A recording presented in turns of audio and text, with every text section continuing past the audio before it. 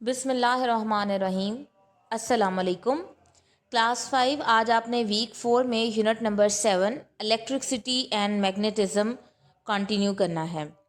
सबसे पहले क्वेश्चन पे आ जाते हैं। आपने 4 वर्ड्स दिए हुए हैं, उनकी डेफिनेशंस लिखनी है। पहला है इलेक्ट्रिक करंट, दूसरा है इलेक्ट्रिकल सर्किट, तीसरा है स्टैटिक इलेक्ट्रिसिटी और फोर्थ है इलेक्ट्रोमैग्नेट। तो सबसे पहले वाले पे आ जाते हैं। इलेक्ट्रिक करंट, जब इलेक्ट्रॉन्स फ्लो करते हैं, मूव करते हैं एक जगह से दूसरी जगह, तो हम कहते हैं कि ये इलेक्ट्रिक करंट है, जिसको दूसरे अल्फाज में हम लोग इलेक्ट्रिसिटी भी कह सकते हैं, बिजली। ठीक है, तो बिजली बेसिकली इलेक्ट्रॉन्स बह रहे होते हैं, इलेक्ट्रॉन्स चल रहे होते हैं, तो उसको हम लोग इलेक्ट्रिक करंट कहते हैं। सेकंड है इलेक्ट्रिकल सर्किट, वो रास्ता जहाँ से इलेक्ट्रिक करंट गुजरता है उसको हम इलेक्ट्रिकल सर्किट बोलते हैं या इलेक्ट्रिक सर्किट बोलते हैं।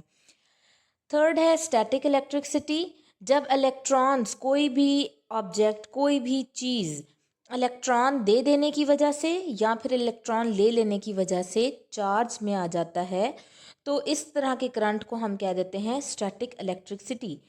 ठीक है, तो गेनिंग का मतलब होता है लेना, लूजिंग का मतलब होता है देना, और इसी दोनों वजह से कोई भी ऑब्जेक्ट जो है उस पर चार्ज आ सकता है, इसी चीज़ को हम स्टैटिक इलेक्ट्रिसिटी बोलते हैं। फोर्थ है इलेक्ट्रोमैग्नेट, जब भी किसी आयरन की रॉड हो सकता है या नेल हो सकता है, उसके बाहर हम लोग एक कॉइल, एक तार जो है वो उसको वाउंड कर दें, आसपास घुमा दें, और उसमें से जब करंट गुजरता है तो वो जो आयरन का रॉड या नेल होगा वो एक्ट करेगा एज अ मैग्नेट। तो इस तरह का जो मैग्नेट बनता है बिजली की वजह से, उसको हम बोलते हैं इलेक्ट्रोमैग्नेट, और इस प्रोसेस को बोलते हैं इलेक्ट्रोमैग्नेटिज्म। नेक्स्ट है आपके पास क्वेश्चन नंबर 4।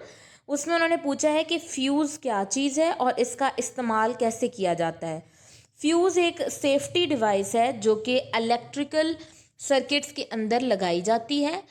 जब करंट जो है अपनी हदूद पार करता है या करंट ज़रूरत से ज़्यादा आ जाता है, तो फ्यूज़ की जो तार होती है वो पिघल जाती है, जिसकी वजह से जो कनेक्शन है सर्किट के अंदर वो टूट जाता है, और कनेक्शन टूटने की वजह से करंट का बहाव जो है वो रुक जाता है।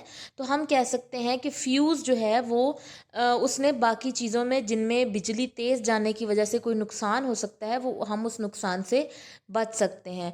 फॉर एग्ज़ाम्पल, अगर बिजली घरों में जो आती है, अगर इसके वोल्टेज बहुत ज़्यादा हो जाएं, तो हमारे जितने भी इलेक्ट्रिकल अप्लायंसेस हैं, अप्लायंसेस कहते हैं घरों में बिजली से इस्तेमाल होने वाली चीज़ें, जिसमें हमारे अवन, फ्रिज और भी इस तरह की बहुत सारी इलेक्ट्रिकल अप्लायंसेस आ जाती हैं, वो उन सबको नुकसान पहुंच सकता है। तो बजाय इससे पहले कि वो तेज़ हदूद वाली जो बिजली है वो जाकर हमारी इलेक्ट्रिकल अप्लायंसेस को नुकसान पहुंचाए, उससे पहले ही फ्यूज़ की तार जो है मेल्ट हो जाती है और वो करंट जो है इलेक्ट्रिकल अप्लायंस तक नहीं पहुंच पाता। तो फ्यूज़ बेसिकली एक सेफ्टी डिवाइस है जो इलेक्ट्रिकल सर्किट के अंदर लगाई जाती है। नेक्स्ट क्वेश्चन है, आपने डायग्राम के साथ एक्सप्लेन करना है। इसका मतलब आपने ये जो डायग्राम्स नीचे वाले क्वेश्चन में बनी है, ये आपने डायग्राम्स याद रखनी है और ये दोनों डायग्राम्स बनानी भी हैं। ठीक है, जब आपको अगर पेपर में क्वेश्चन आता है तो आपने ये डायग्राम्स लाजमी साथ बनानी है। तो आपने एक्सप्लेन किस किस को करना है, एक क्लोज सर्किट और एक ओपन सर्किट। ये आप नीचे डायग्राम में देखें, ये मैं रेड सर्कल भी कर रही हूँ। ये जो हिस्सा है इसको हम बोलते हैं की। जब ये की बंद हो जाती है तो बिजली गुजरने का रास्ता मुकम्मल हो जाता है और बिजली जो है वो बाआसानी बल्ब तक पहुंच सकती है और बल्ब जो है वो ग्लो करना शुरू हो जाता है, चल जाता है, रोशन हो जाता है। इस तरह के सर्किट को हम क्लोज सर्किट बोलते हैं। नीचे आप देखें ओपन सर्किट, जब ये जो की है ये ओपन होती है तो सर्किट कंप्लीट नहीं होता, करंट को यहाँ तक आएगा लेकिन इसके पास आगे गुजरने का रास्ता नहीं है। इस तरह के सर्किट को जो है हम लोग ओपन सर्किट बोलते हैं।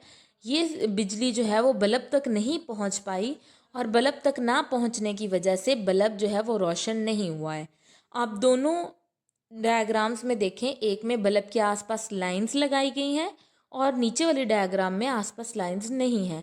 जो ये लाइंस हैं ये शो कर रही हैं कि ये बल्ब चल रहा है, रोशन है। ये आपका इस वीक का काम था। होपफुली आपको ये बहुत अच्छे से समझ आया होगा। अगर कोई भी मसला हो तो आप नीचे कमेंट सेक्शन में पूछ सकते हैं, और अब वीडियो अच्छी लगी हो तो अपना फीडबैक देना ना भूलिए। मज़ीद इस तरह की वीडियोस के लिए इस चैनल को सब्सक्राइब करें। नेक्स्ट वीडियो के साथ मिलते हैं, तब तक के लिए अल्लाह हाफिज़।